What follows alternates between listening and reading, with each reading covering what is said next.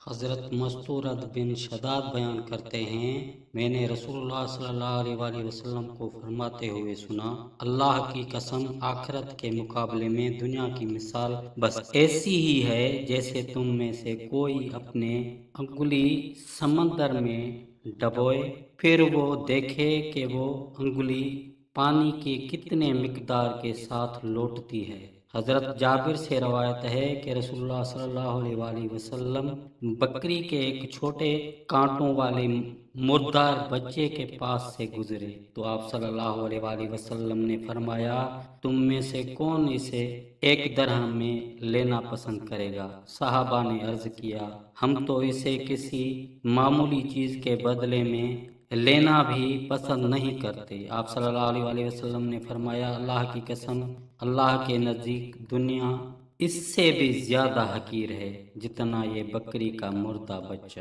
تمہارے نزدیک حقیر ہے۔ حضرت ابو سعید خدری سے روایت ہے کہ رسول اللہ صلی اللہ علیہ وسلم نے فرمایا، مجھے اپنے بعد تمہارے متعلق جس چیز کا اندیشہ ہے وہ یہ ہے کہ تم پر دنیا کی رونق اور اس کی زینت کا دروازہ کھول دیا جائے گا۔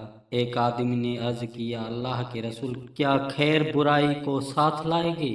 آپ خاموش رہے حتیٰ کہ ہم نے گمان کیا کہ آپ پر وحی اتاری جا رہی ہے۔ راوی بیان کرتے ہیں، پھر آپ صلی اللہ علیہ وسلم نے اپنے چہرے مبارک سے پسینہ صاف کیا اور فرمایا، وہ سائل کہاں ہے؟ گویا آپ نے اس کی تعریف کی۔ آپ صلی اللہ علیہ وسلم نے فرمایا، خیر شر کو ساتھ نہیں لائے گی۔